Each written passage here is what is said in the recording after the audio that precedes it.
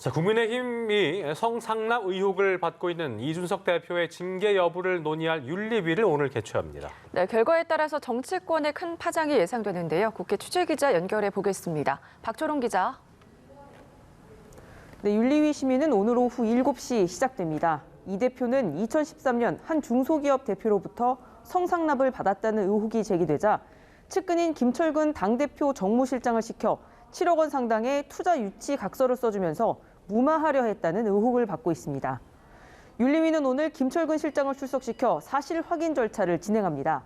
이 투자 각서를 쓰는 과정에 이 대표가 관여했는지가 쟁점입니다.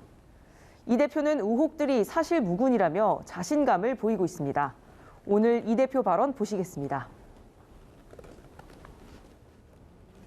윤리위 출석 거절하셨다는데 그게 맞나요? 저는 출석 의사를 밝혔습니다. 그리고 오늘 그 현장에 있을 겁니다. 저는 제 방에서 있을 겁니다. 계속. 네, 이 윤리위 징계는 제명과 탈당 권유, 당원권 정지, 경고 등 모두 4단계입니다. 국민의힘으로선 아무래도 성희롱 발언을 했다는 의혹으로 당원권 정지 6개월 중징계를 받은 민주당 최강욱 의원 사례를 의식할 수밖에 없습니다. 이 당대표가 윤리위 심판대에 오르는 건 사상 처음이기 때문에 경징계만으로도 상당한 파장이 예상되고 상황에 따라 국민의힘이 새 지도부를 뽑아야 할 수도 있습니다. 오늘 당장 이 대표에 대한 징계 의결이 이루어지지 않을 가능성도 거론됩니다. 경찰 수사가 진행 중이라는 이유로 윤리위가 결론을 내리지 않을 수 있다는 관측입니다.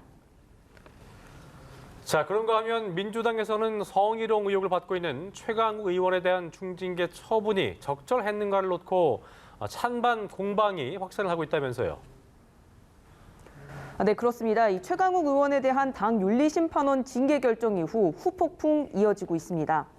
어젯밤 최 의원은 재심 절차를 진행하겠다며 징계 불복 의사를 밝혔고 사실관계 역시 인정하지는 않았습니다.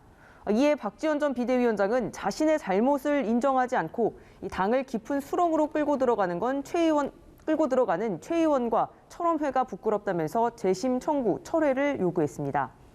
그러자 철험회 소속 김남국 의원이 팬덤에 취한 건 오히려 박지원 전 위원장이다. 또 이준석 대표보다 아집에 갇혀 있다고 받아쳤고 김용민 의원은 사실관계가 확인되지 않았는데도 징계한다고 비판하면서 민주당이 내부에 어두운 야만의 시대를 만들어냈다고 했습니다. 우상호 비대위원장은 공개적으로 자제를 촉구했는데요. 들어보시겠습니다. 이 문제로 당내 구성원들이 찬반으로 나뉘어서 왈가왈부 분란을 다시 또 시작하는 모습은 국민들 볼 때 바람직한 모습으로 비춰지지 않을 가능성이 있다는 점에서 자제를 촉구합니다.